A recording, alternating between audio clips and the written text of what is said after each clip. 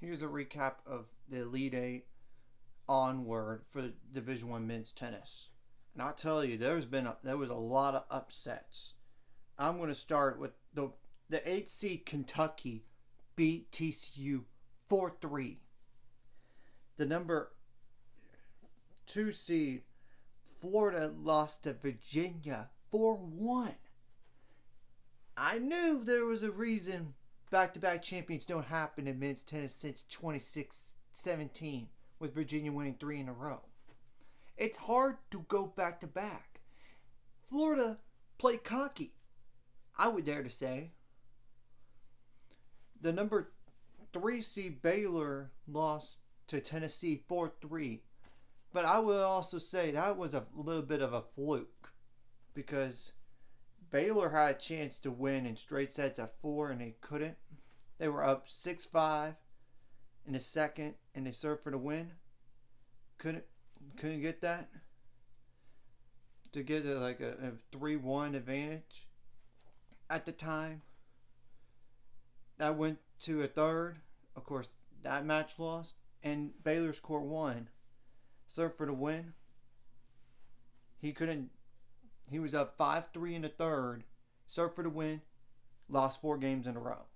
Yeah. As in 7-5 in the third. It was very, very close. But the only upset that didn't happen day one was the number 4 seed Ohio State knocking off number 5 seed Michigan 4-2. Despite losing doubles. But then there's more upsets after that. The number 8 seed Kentucky beat Ohio State despite losing doubles 4-1. That was the second loss all year for Ohio State to not win when they have the doubles point. Clearly, Tennessee didn't have anything going in their Final Four. They lost doubles point, lost 6 first sets. Sure, one of them went to a third set, but that was a do not finish. But Virginia won 5-0 with a rare double clinch. Yeah, I think Tennessee just ran out of gas. Though Virginia played well, don't get me wrong. In the national championship, Virginia dominated the number 7 seed Virginia dominated number 8 seed Kentucky 4-0. And that's with a do not finish at 1. Yes, the Kentucky guy won the first set at 1. Won 6-0. But he didn't win because he got too comfortable and too cocky and said, "Are you kidding me? That guy shouldn't. Why is he playing court 1? He didn't even win his match." And yeah. So, like I said, in a preview of that in my predictions onward last week from the Elite Eight on, I believe there was 8 national title contenders. This proves it. This really, really does. And this is why the NCAA tournament happens. Well, I tell you one thing about Florida, though. They got to be kicking themselves.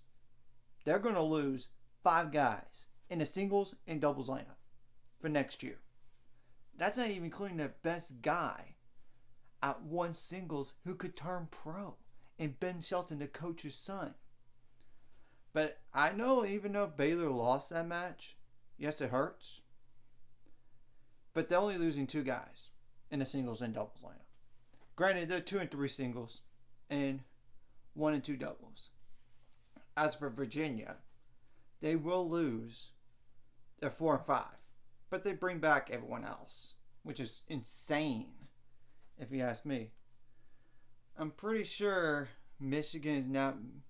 They're going to not miss a lot of players, like less than 2 players, I believe, in the singles and doubles lineup.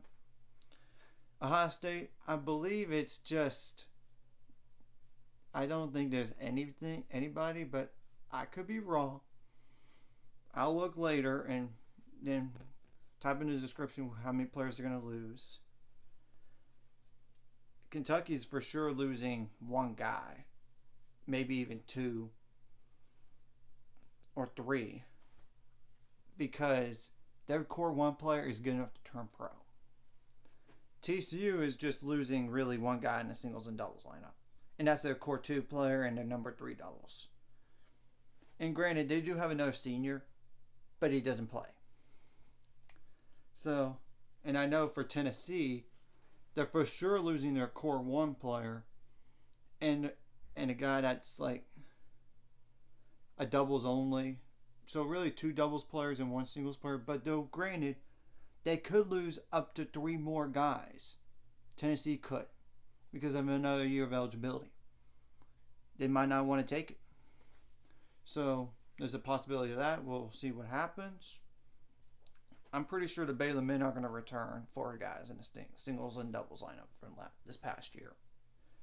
So it's obvious that Virginia has to be number 1 in the country. End of the year. Period. Then a national champion. Anyways, if you like this content, hit the like and subscribe button. I'll see you guys later. Let's get me up to 400 subscribers or more by the end of this year.